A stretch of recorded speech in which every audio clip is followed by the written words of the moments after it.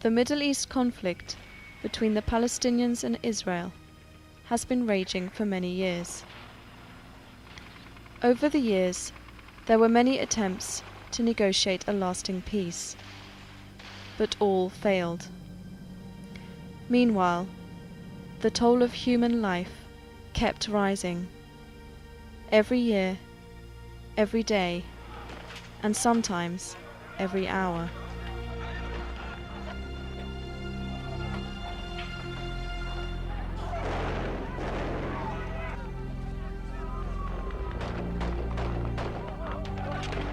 Finally, there was a glimmer of hope, starting with the Madrid Conference in 1991. 2 years later, in Oslo, Norway, after a long, secret negotiation, an unprecedented declaration of principles was agreed upon, based on the exchange of land for peace. New hope seemed to be on the horizon. Together, today, with all our hearts and all our souls, we bid them shalom, salam, peace.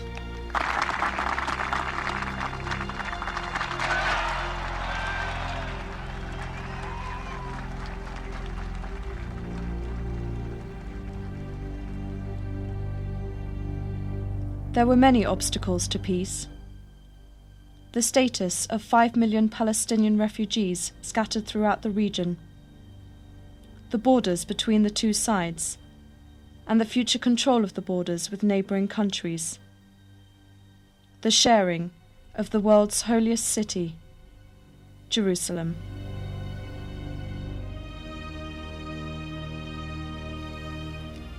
But a major obstacle was advancing, and this put Ramallah and Tel Aviv at odds. The Israeli colonies, or settlements, in the heart of Palestinian land. This obstacle was a direct threat to the guiding principle for the entire negotiation: land for peace. The Israeli settlement policies started almost with the beginning of the occupation. The different Israeli governments had different understandings of the same concept of settlements. The first settlement in the West Bank had been constructed a few weeks after the 1967 war. That was the Kfar Etzion. A year later, a bit more than half a year later, 1968, a group of settlers had moved to Hebron. They had moved to Hebron by the agreement back then, which had been done between them and the military. They were supposed to stay in Hebron only for a week and only during the Passover. Within 2 weeks after Israel conquered, already there were plans for settlements. There were plans for what we're going to keep. There were plans of giving Palestinian areas back to Jordan. The Jordanian option was the option of the Labour Party. So that the idea that this is our country, we've now grown our country. Now the trick is, how do we keep it and keep control of the land and make this all the land of Israel, but get rid of the Palestinian population? That, until today, from 1967 until today, remains the essential issue. Even those settlements were deeply rooted within the Zionist ideology. No clear policy within the ruling Labour Party of Israel had been set on how to begin the settlement enterprise. But all changed in 1974 with the formation of Gush Emunim, the Bloc of the Faithful. The ideological settlement movement was born in the settlement of Kfar Etzion by some fundamentalist rabbis who claimed to be called by God to extend the borders of Israel from the Jordan to the sea. The ideology is that Zionism and the will of God coincide here in the land of Israel. That this land was given to the Jewish people by God, and nobody, no government, no individual has the right to give a piece of this land to anyone besides a Jew. It comes from the ideology of Rabbi Kook, the Orthodox Zionism, which didn't have the opportunity in 1948 to actually exercise this ideology because the original Zionism movement was secular. Gush Emunim struggled to find its place within the primarily secular Israeli society and ruling Labour Party. But in 1977, with the election of Prime Minister Menachem Begin and his appointment of Ariel Sharon as Minister of Agriculture, they found their champions. The partnership between the hardline Begin and his settlement bulldozer, Sharon, changed the face of the occupied territory. By the time Mr. Begin left office in 1983, more than 100 settlements scattered throughout the occupied territory were now home to the most fundamentalist settlers. In the years which Sharon was Minister of Agriculture, between 77 and 81, and the years which Sharon was Minister of Defense, the years 81-83, those were the years that Israel had erected officially most of the settlements, which back then were very small still. Sharon was appointed by Begin to be the head of the Ministerial Committee on Settlements. Sharon was charged by Begin with two things. One, to create facts on the ground, settlements, roads, infrastructure, everything. Facts on the ground that make it impossible to disconnect Judea and Samaria from Israel, to make Israel's presence irreversible, and secondly, to foreclose forever the establishment of a Palestinian state. The departure of Begin did not signal any significant change. His successor, Yitzhak Shamir, was a graduate in the same school of thought, hardline Zionism.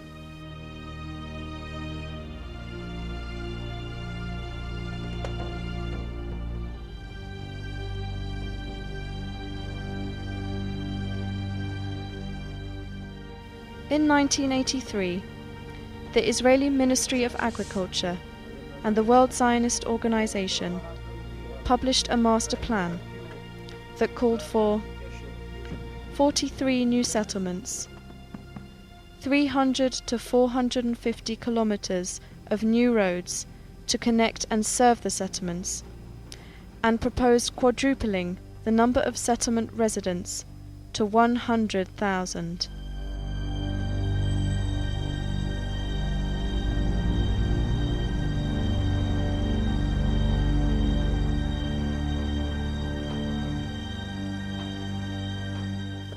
The successive Labour government, headed by Shimon Peres, continued building settlements.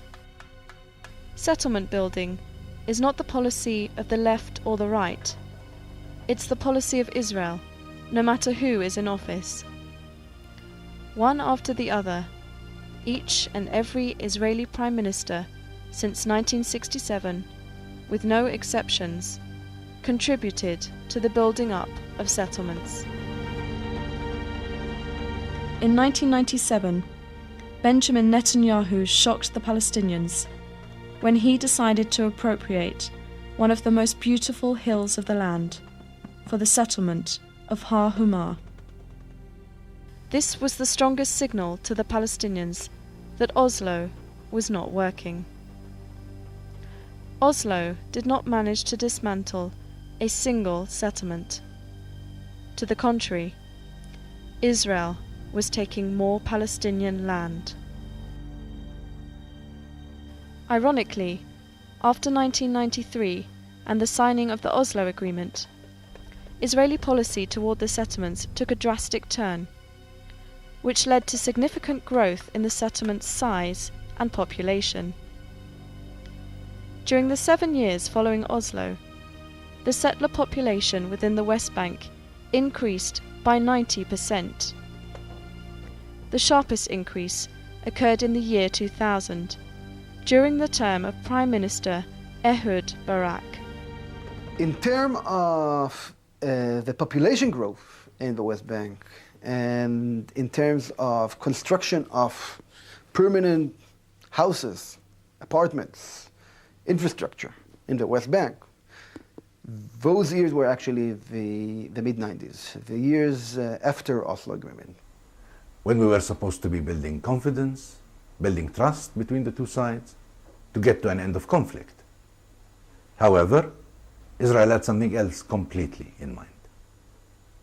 They were trying to create facts on the ground in an unprecedented pace in order to dictate the outcome of the negotiations and not reach a negotiated settlement. Prime Minister Barak in Camp David, he was claiming he's giving everything, giving the moon. But what an ugly moon it was. Following international pressure to stop settlement construction, the Israeli government began new tactics. Under the pretext natural growth, they expanded and fattened the existing settlements and connected them to each other and to Israel. The result is huge blocks like the ring of settlements in Jerusalem and the blocks of Ariel and Gush Etzion, which slice the land and block any possibility of a contiguous Palestinian state. The mastermind of this policy is Prime Minister Ariel Sharon.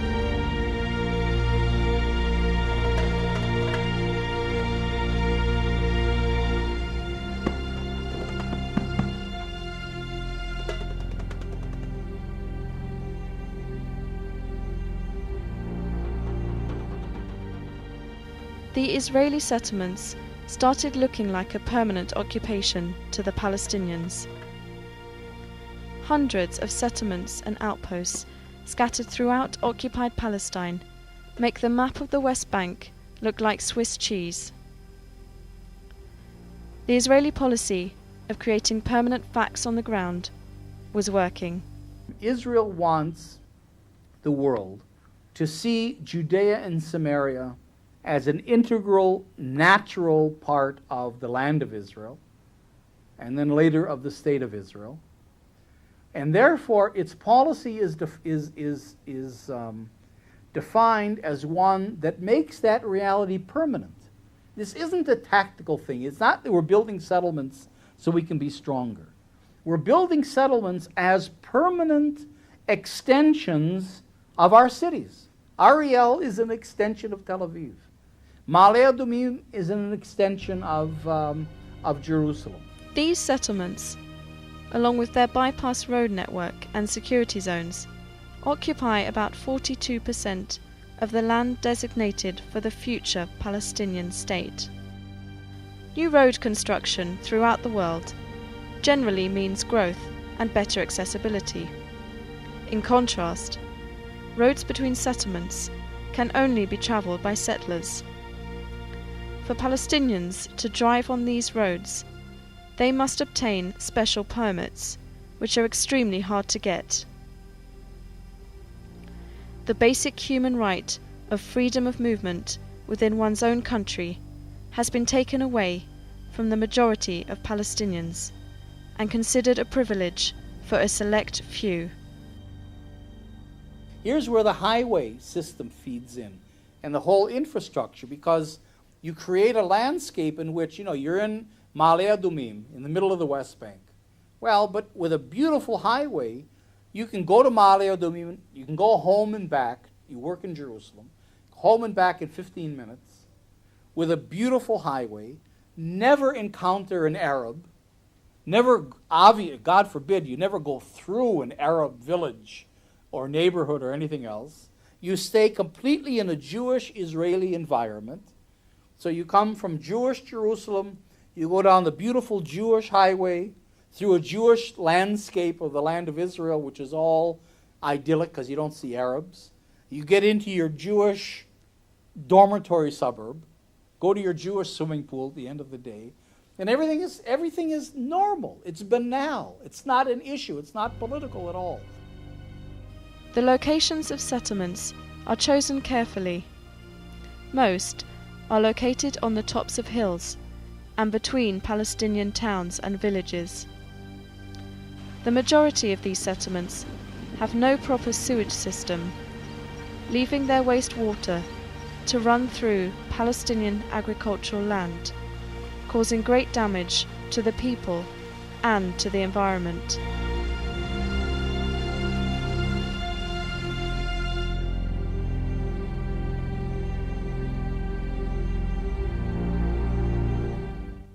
Settlements squander valuable and needed natural resources, especially water. Water is an essential commodity in Palestine.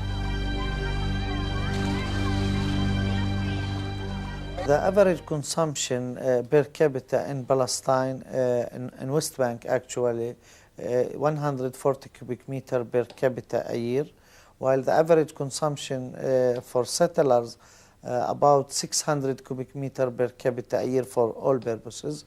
The Palestinians, they pay 4 times more than the Israelis as cost of water in West Bank, while we're using the same resources and the same infrastructure. In other words, we consume 5 times less, but we pay 4 times more.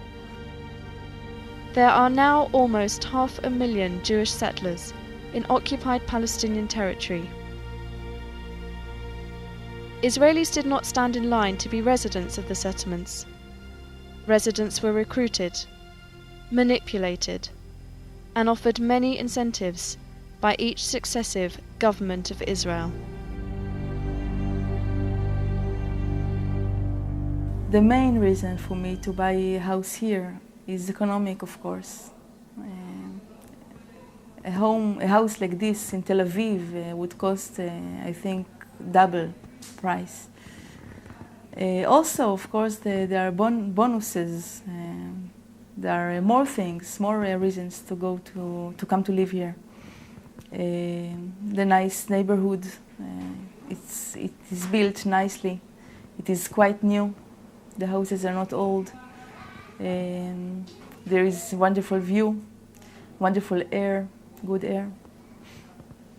But the main reason, of course, is economic. The government subsidizes the houses in the settlements. It is not in the same rate in all the settlements. In some settlements there is higher subsidy, in others the subsidy is less. The government also gives incentives in very good conditions for people who buy houses in the settlements.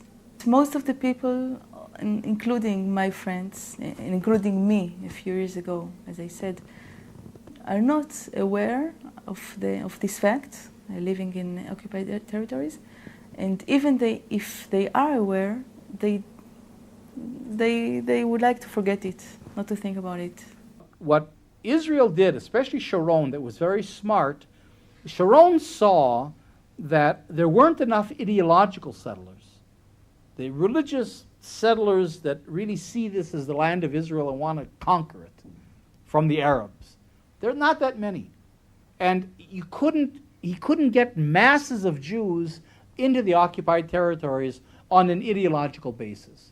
So what he did is he disconnected ideology from settlement.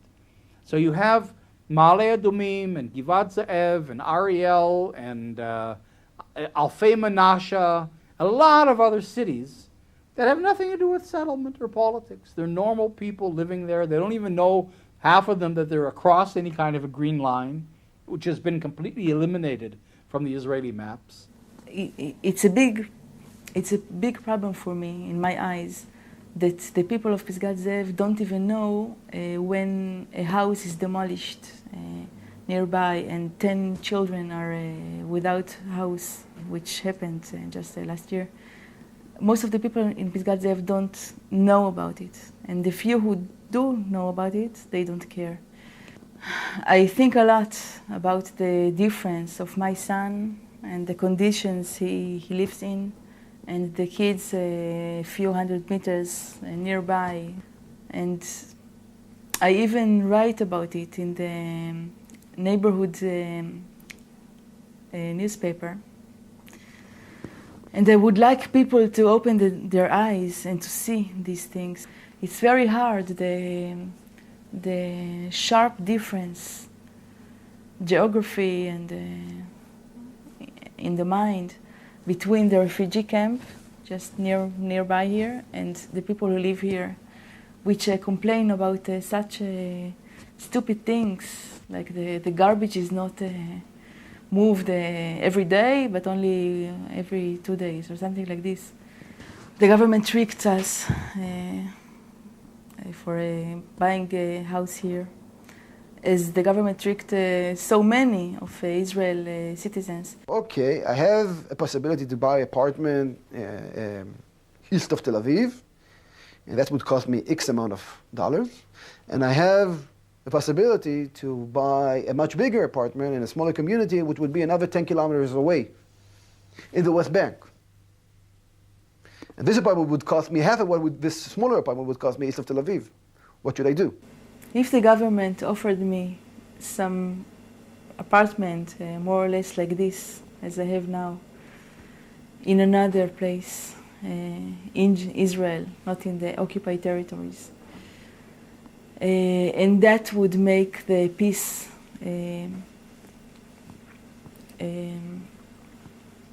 closer, I would leave tomorrow. According to the Israeli group Peace Now, the overwhelming majority of settlers, 80% of them, consider themselves to be economic settlers. But the other 20% are ideological, hardcore religious zealots. They are well armed and have no hesitation in using these arms.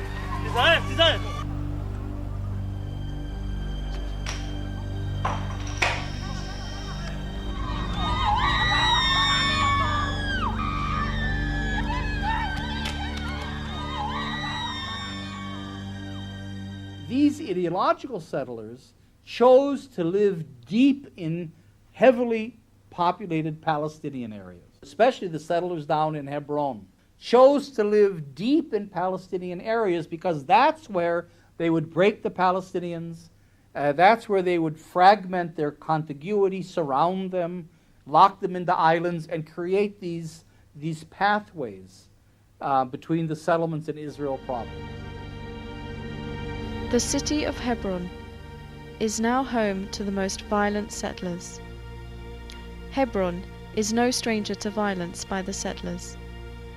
In 1994, an American-born Jewish doctor entered the Holy Mosque in Hebron and slaughtered 29 Palestinians at prayer.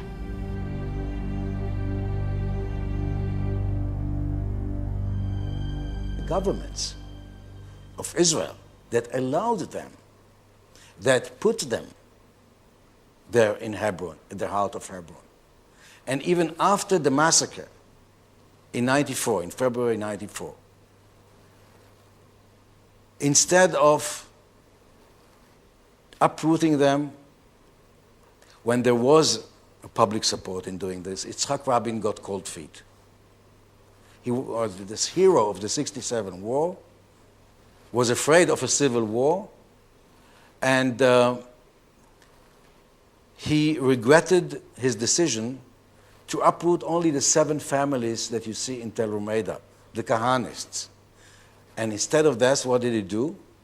He put 100,000 people in curfew to make sure that there will not be a revenge. And this was Yitzhak Rabin.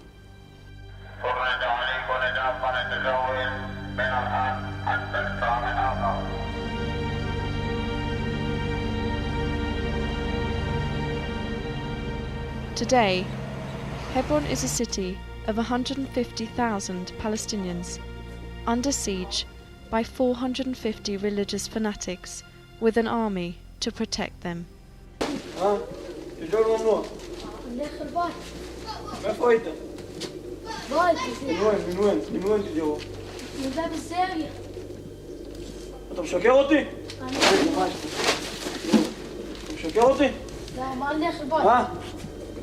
איפה הבית שלך?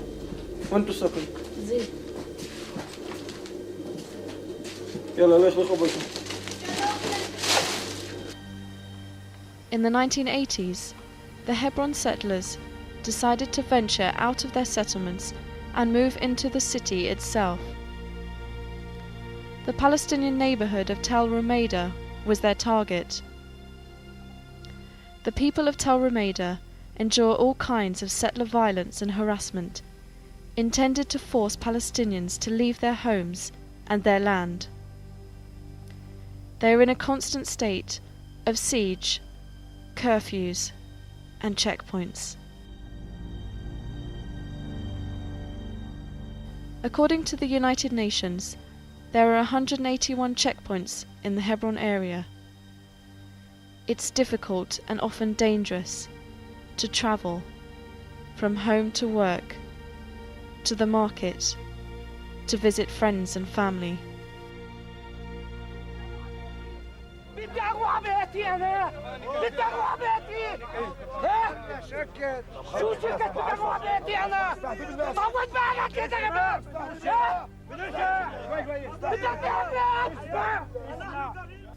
The brutality of the settlers and the occupation that comes with them prompted some former Israeli soldiers to break the silence and speak out to their own society and to the world about their experience in Hebron.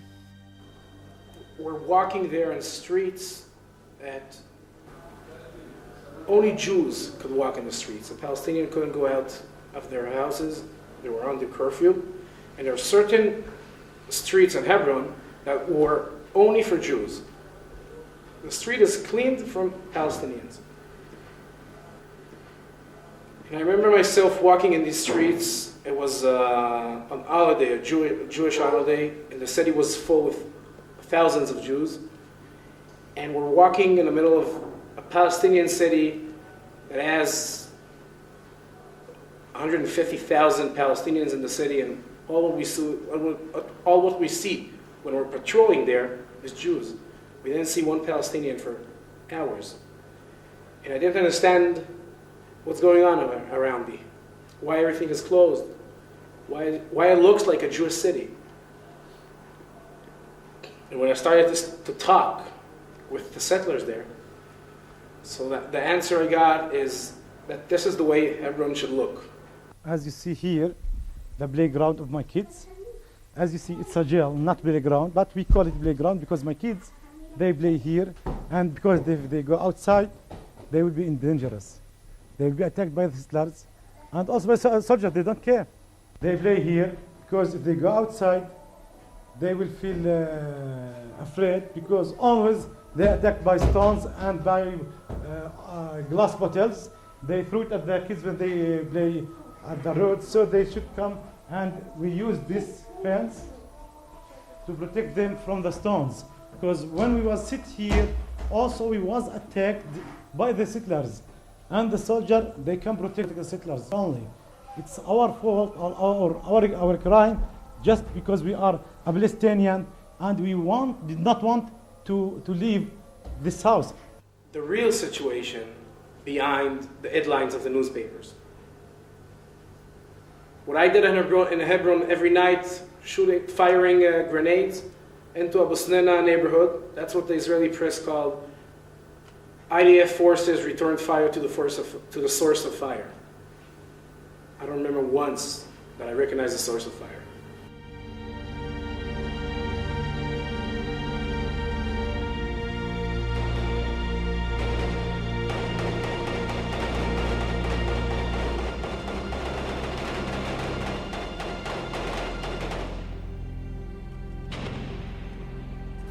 People just argued.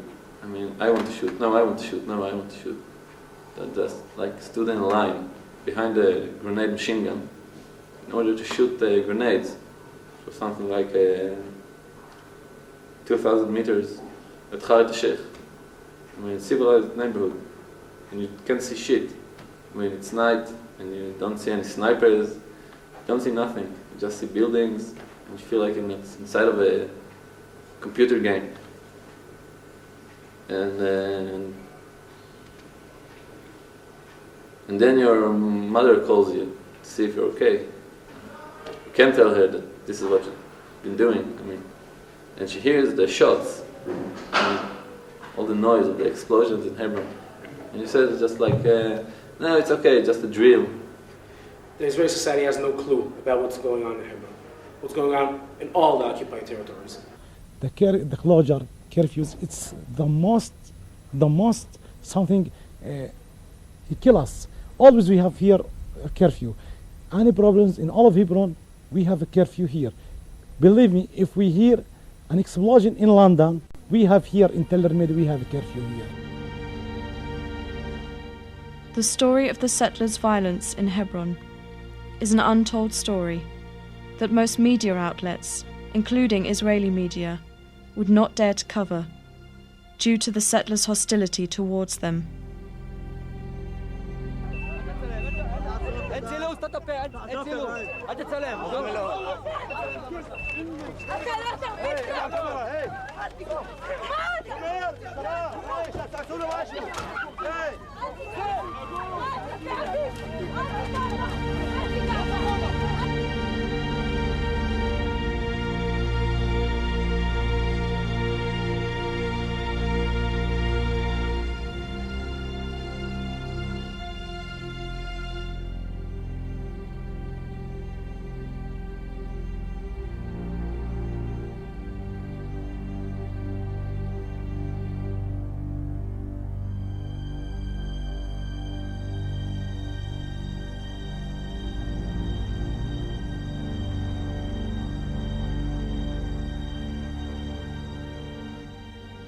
The city of Hebron is losing its residents at an alarming pace, especially in the old city. Walking the streets of Hebron, you would think you were walking in a ghost town. Before the settlers invaded, the city was a major tourist attraction due to its holiness for Jews, Christians, and Muslims as the burial place of the patriarchs. But now, the city is experiencing an organized process aimed at forcing the Palestinians out of their homes. Sitting on a post on the roof and hearing drilling from the under of you inside the settlers' houses, and you call on the radio, you call the patrol, and you say, I hear drills under me, please check what it is. And the patrol comes in the middle of the night and he found a settler that decided to expand his living room. So he drilled into the wall, he broke into a Palestinian shop, they have the same wall.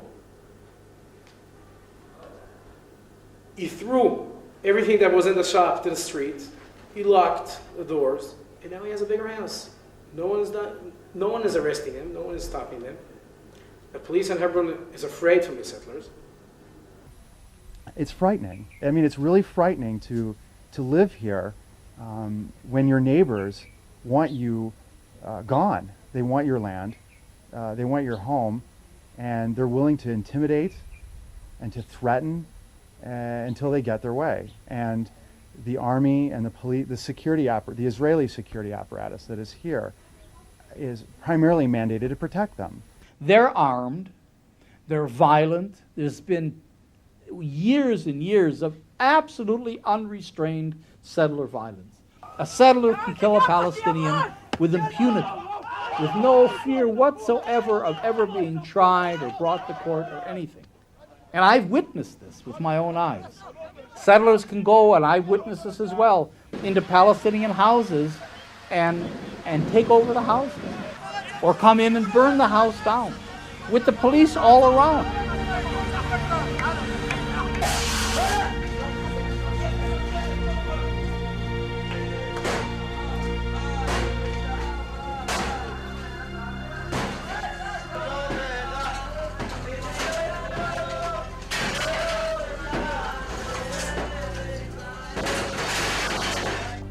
How can you do to other people what was done to you people, just 60 years ago? Are irrelevant. They close their hearts, they close their ears. They are alien to this. It's not relevant, those questions to them. For them, It is God that gave them the land, and the Arabs have nothing to do here. Besides, if they will be willing to be servants. It's you know, I visited South Africa recently, and I spoke to black people who still remember the apartheid. This is the South African apartheid. This is Rhodesia. Actually, the Palestinians, in the best case, are transparent. They don't see them. They don't exist.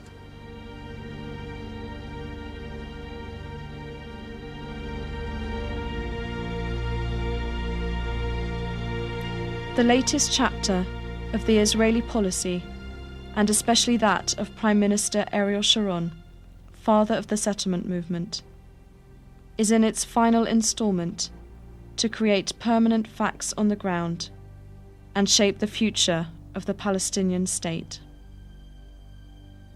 In June 2002, Israel decided to encircle the West Bank, including East Jerusalem, with a wall or a fence, depending on who you ask. The International Court of Justice calls it a wall. In some areas, it is indeed a 25-foot-high concrete wall, while in other areas, it is a fence surrounded by razor wire, trenches, patrol roads, and surveillance cameras. Palestinians call it an apartheid wall. Israelis call it a security fence. You can't explain the major elements of the occupation by security. You can't explain 200 settlements by security. Israel did not go out and build Ma'ale Adumim for security reasons, and it never claimed to. You can't explain the highway system. You can't explain the policy of house demolitions. You can't explain land expropriation. You can't explain really the closure, the way it's done, because most of the closure is internal, within the West Bank and within Gaza, not between them and Israel. And you can't explain the route of the wall by security. Security simply does not explain these things. Something else is going on. Just look at the route of the wall and the picture definitely will become clearer. The border between Palestine and Israel, between the Palestinian territories and the Israeli territories, is 315 kilometers long. Meanwhile, the route of the wall is 670 kilometers. Definitely it is more than double the length. Why? The district of Qalqilia is home to about 100,000 Palestinians and boasts some of the richest agricultural land in the West Bank.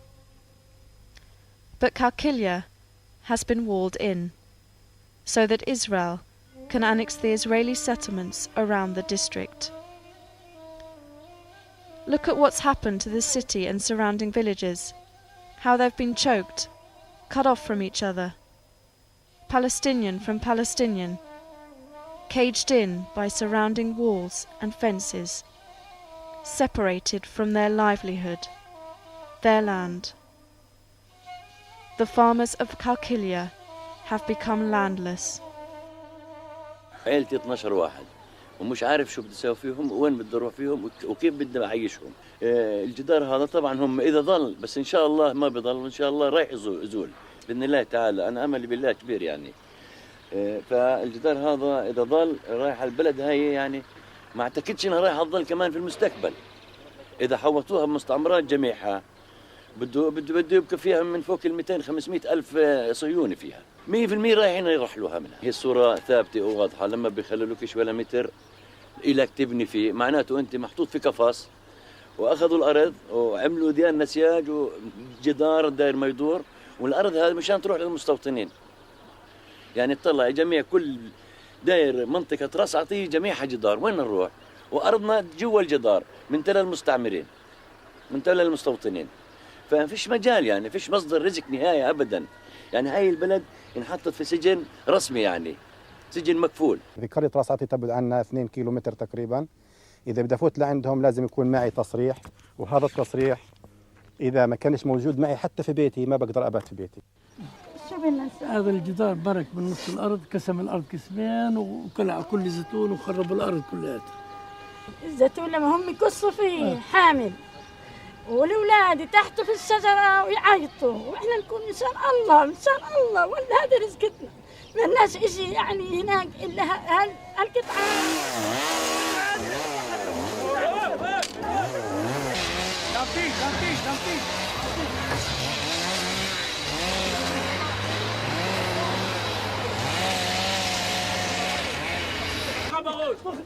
אני אתן לך באות, תזהר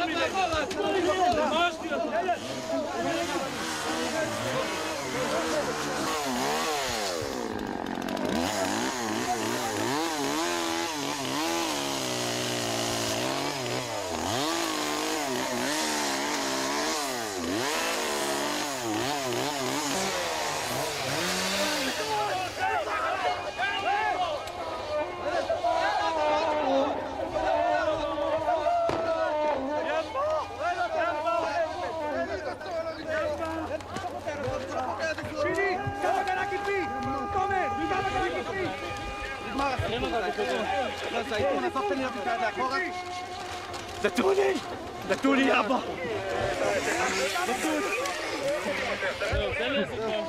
دتولي يابا يلا ازيكون يا ازيكين مش ليش تعال تعال اشتغل ازيكون دتولي ازيكون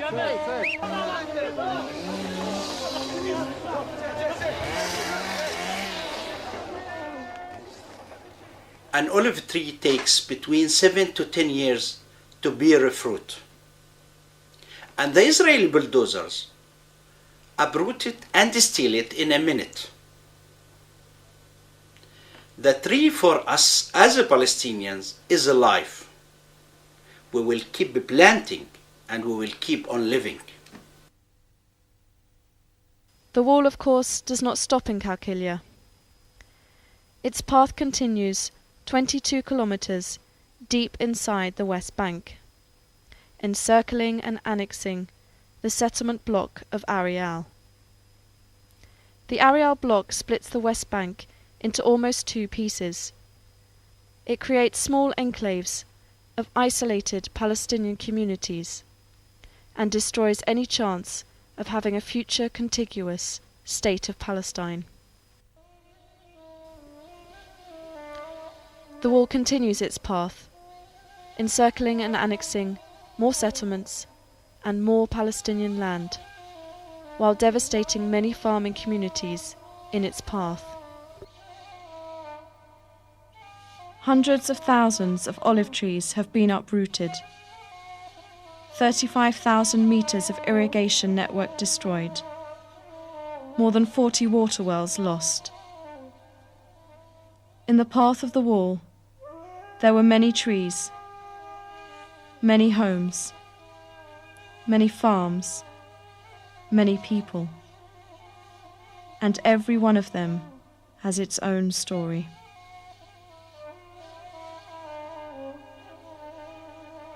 The story of the wall is a long and painful one, and it continues on to the city most devastated by the wall, Jerusalem, and its twin city, Bethlehem.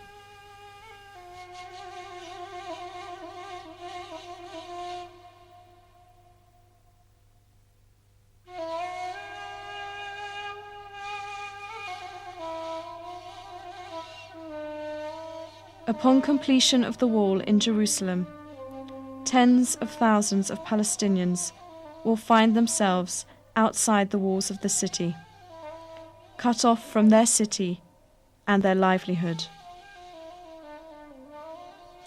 By doing this, Israel will have succeeded in changing the demographic makeup of the holy city. It's heartbreaking what's happening in Jerusalem. You know, at the beginning of this year, it took us months to figure out how to send thousands of children to their schools and teachers to their classes. The walls zigzag in and around Jerusalem, Jews in and Palestinians out. Mothers unable to reach hospitals to deliver their babies, children unable to reach their schools, Muslims and Christians unable to reach their holy places to worship.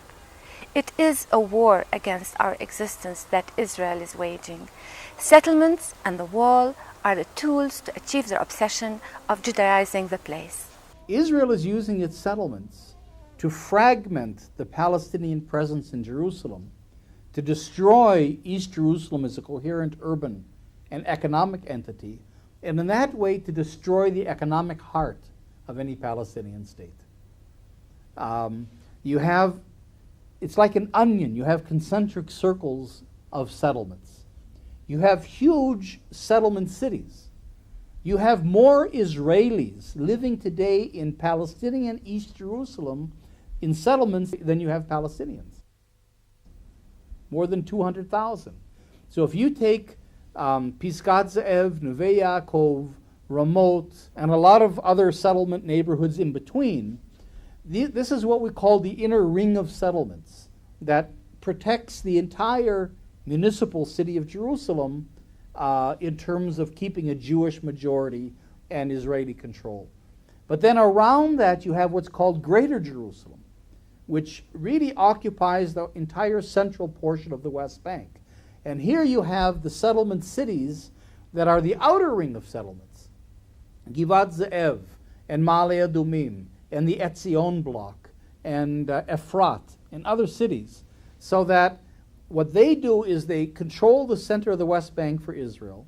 They prevent any territorial contiguity between the northern West Bank and the south for Palestinian movement. They lock Palestinians into these island ghettos in East Jerusalem, isolate them from the rest of the West Bank, and they neutralize Jerusalem as an economic presence for the Palestinians. Because without a Jerusalem that's integrated into a Palestinian state, the Palestinian state loses all its economic viability. It becomes a third world country in which people will live in little villages and live off subsistence agriculture. That's all it is. All the developmental potential of the country is kept by Israel. And here is where Jerusalem is really the heart of the struggle, in a sense. Because without Jerusalem, you don't have a viable Palestinian state. And without the settlements around Jerusalem, Israel can't really control the entire area that it wants to control forever. So Jerusalem is really the key. The town of Jesus has its own story. Israel surrounded Bethlehem with a concrete wall, confiscating half of its land and placing that land on the Israeli side of the wall for the future expansion of the surrounding settlements.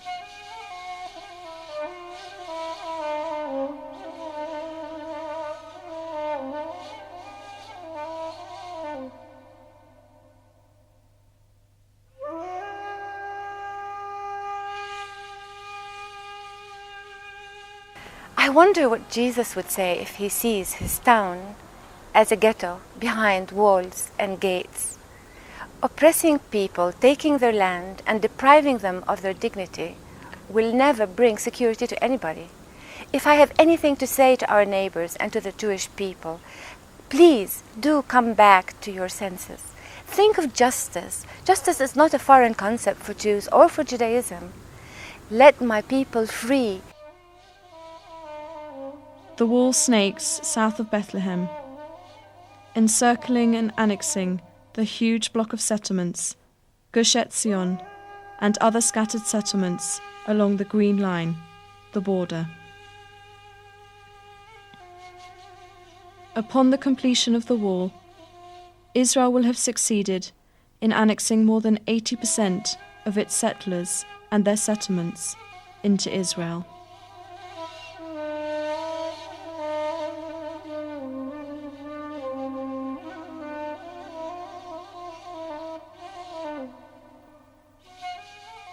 Since 1947, Palestinians have painfully watched, year after year, the partition, occupation, and annexation of their land and their country.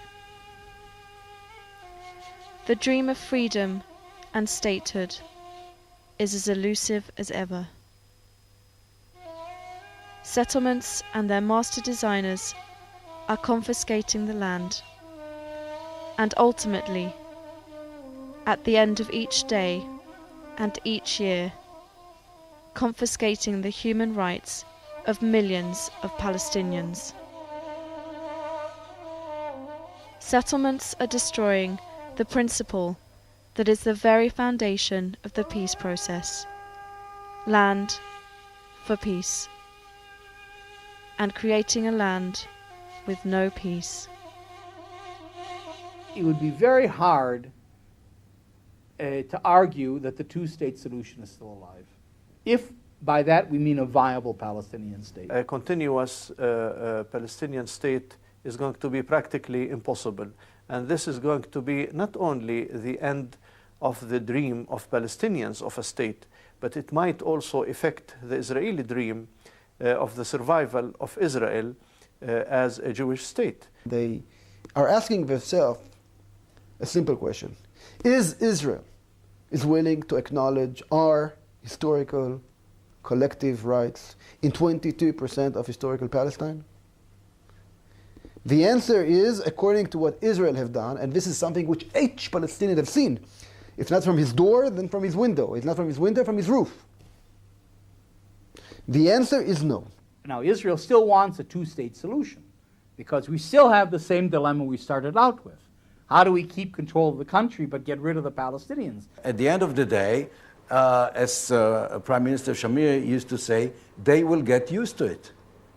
They will get used to the facts on the ground. They could confiscate our land, destroy our homes, uproot our trees, and imprison us.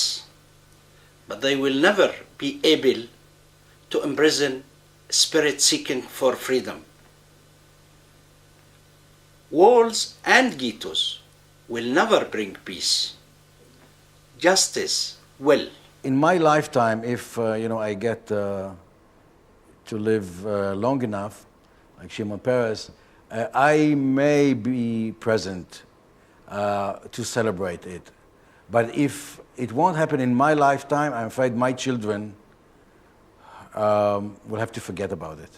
I spent a good number of years of my life in Israeli jails. Though I never hurt anybody, never attacked anyone, never even touched a gun. The only crime I ever committed is to dream of freedom and statehood for myself, for my kids. Now, after all those years, the state Sharon has in mind for me and my kids is a bunch of enclaves, cantons, ghettos. It is hard to be optimistic given the circumstances we live under. However, I am. You know, if 70 years ago you would have asked the Jewish people themselves if they ever thought the nightmare of Nazism would be over, they probably would have laughed at you. But Nazism was defeated. And look at Israel now, a strong state, prospering. Now I'm sure Palestinians will be no exception to that. One day we will be free, I have no doubt. Definitely we will be free. No doubt whatsoever.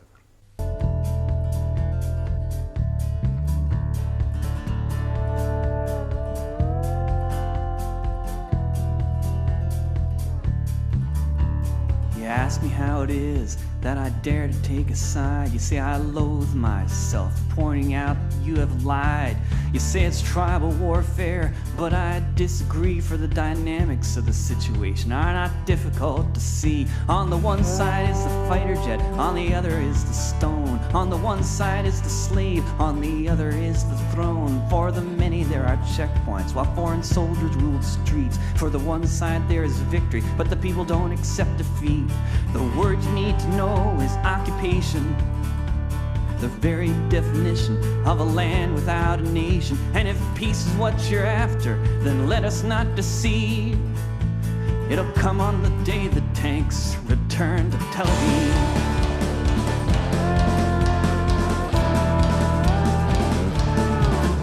On the one side there is hunger and bulldozed olive trees. On the other is the army, ruling by decrees. Caterpillars maul the streets, destroy whole city blocks, while children swallow shrapnel for the crime of throwing rocks.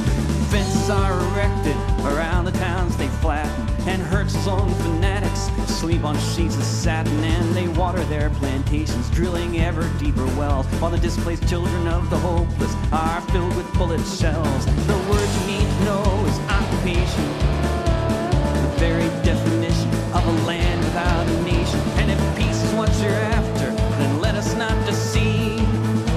It'll come on the day the settlers